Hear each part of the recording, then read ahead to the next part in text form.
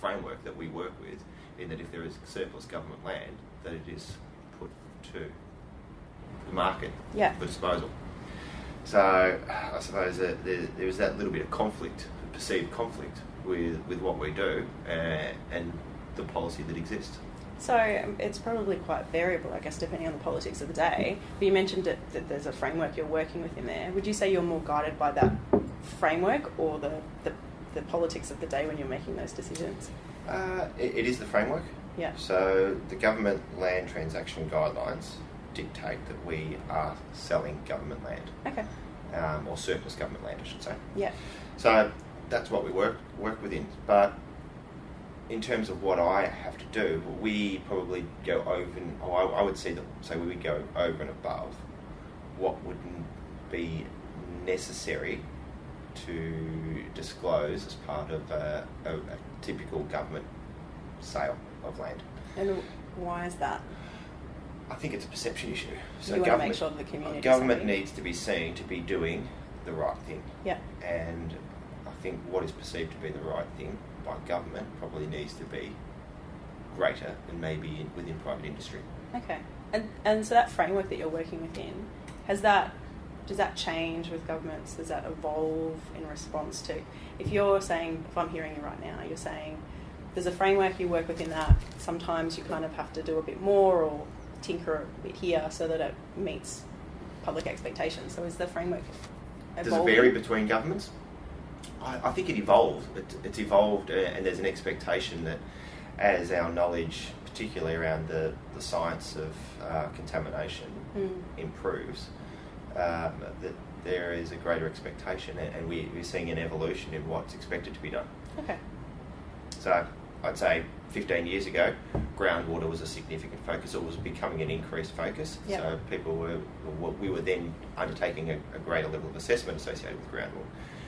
As we've moved forward, groundwater and soil contamination is an issue, but as part of that, we're now seeing other parts of land contamination issues evolve, such as soil vapour, that 15 years ago we weren't really taking into consideration. No. Yeah. Okay. Well, that probably leads nicely, the framework element anyway, into the next question, which is around what concepts, tools and guidance you use to make public decisions. Mm-hmm. And for some people it's just a gut feel, there isn't anything they use, Yep. but I'm curious to know what you use. Yeah, so this is again another thing that's evolved, and I suppose it goes back to when my position here was created, that there was no framework. And there was no position. So Yep. this position has evolved and developed as I've grown with it. So we've had to...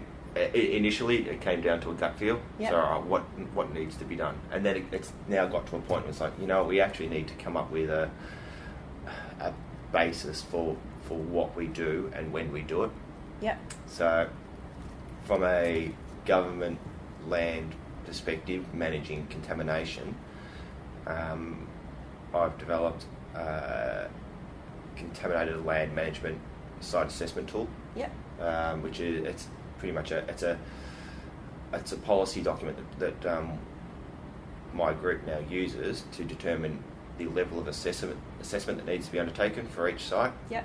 And at what point we determine whether a site is suitable for sale or we need to go back and do some further work. Yeah. So it really is... Is that the tool you came up with about 4 years ago? Yeah. Yeah. Yep. And I think, it's a document I did send on to you. So it's really just it's a risk assessment tool that we've used. So it puts a little bit of rigour and robustness, and it gives us rather than being a subjective decision, it comes down to a semi-quantifiable assessment of the risk that exists at a site. You're sort of feeling like it's got a bit more objectivity to it. Well, if someone asks, well, how do you decide you're going to remediate this one but decide not to remediate that one, we say, well, I went through the risk assessment tool, that came out as a level 25, that one was number 20, that was 20. Yep. And once it's determined to be a high risk, then we decide that's where we do remediation. Presumably, because you helped design the tool, or came up with the tool, you find it works pretty well. Have you found that, like, May has had any feedback on it? Like, she finds it... I guess I'm trying to understand what frameworks help people and what... I don't think so. It's based on an EPA guidance document. Yeah. So there's some foundations there that we're relying upon the development of that